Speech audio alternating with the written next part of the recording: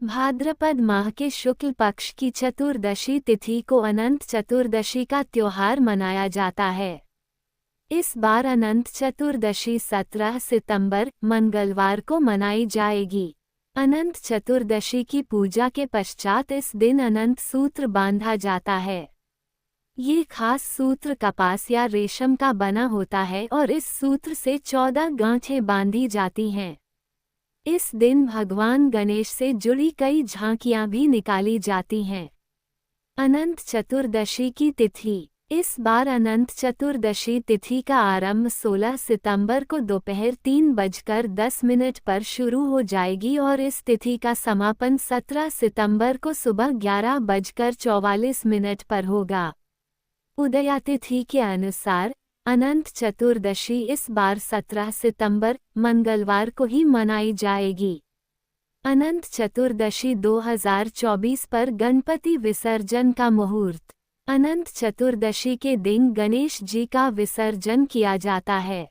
इस दिन गणेश जी के विसर्जन के लिए सबसे शुभ मुहूर्त दोपहर 3:20 से शाम 4:50 तक रहेगा। ये बहुत ही शुभ मुहूर्त है। आपको कुल 1 घंटा 30 मिनट का समय मिलेगा। विसर्जन से पहले पूजन मुहूर्त सुबह 6 बजे से 11:40 तक। अनंत चतुर्दशी पूजा के लिए शुभ मुहूर्त।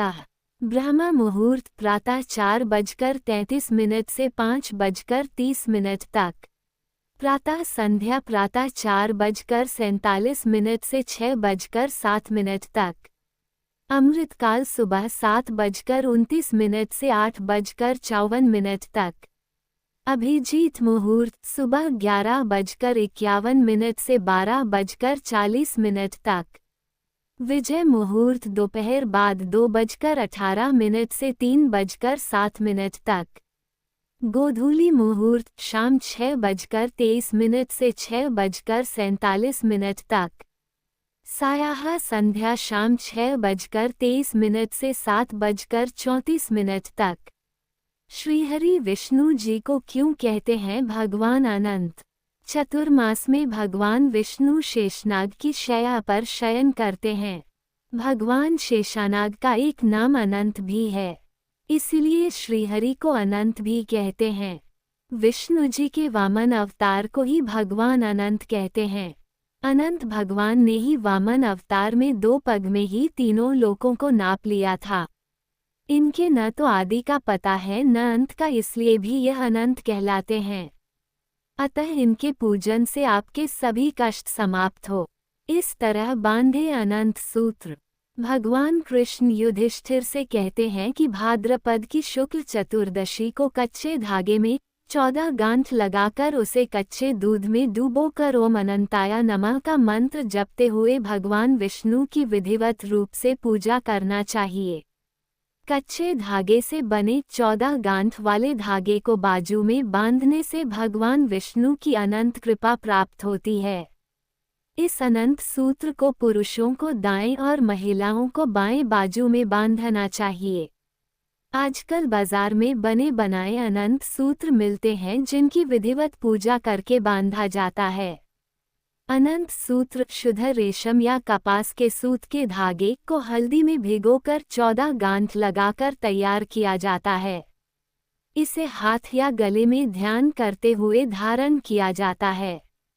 हर गांठ में श्री नारायण के विभिन्न नामों से पूजा की जाती है। पहले में अनंत, श्री अनंत भगवान का पहले में अनंत, उसके बाद ऋषिकेश, पद्मनाभ, माधव, वैकुंठ, श्रीधर, त्रिविक्रम, मधुसूदन, वामन, केशव, नारायण, दामोदर और गोविंद की पूजा होती है। कैसे करें भगवान अनंत की पूजा? प्रातःकाल स्नान आदि से निवृत्त होकर व्रत का संकल्प लेकर पूजा स्थल पर भगवान अनंत की मूर्ति या चित्र एवं कलश स्थापित करें। कलश पर अष्टदल कमल की तरह बने बर्तन में कुश से निर्मित अनंत की स्थापना करें। पश्चात एक धागे को कुमकुम, केसर और हल्दी से रंग कर अनंत सूत्र तैयार करें। इसमें 14 गांठें लगी होनी चाहिए। इसे पूजा स्थल पर रख दें। अब भगवान विष्णु और अनंत सूत्र की षोडशोपचार विधि से पूजा शुरू करें। नीचे दिए गए मंत्र का जाप करें। इसके बाद विधिवत आरती करें और प्रसाद वितरण करें। ध्यान रखें कि प्रसाद उपवास वाला हो। इस व्रत में भगवान विष्णु के अनंत रूप की पूजा के बाद बाजू पर अनंत सूत्र बांधा जाता है।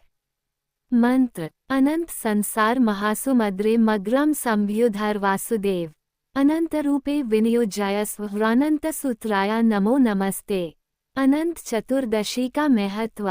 अनंत चतुर्दशी के दिन भगवान विष्णु की आराधना करने और उपवास रखने से सभी मनोकामनाओं की पूर्ति होती है, घर में सुख समृद्धि बनी रहती है और कभी धन धान्य की कमी नहीं होती है।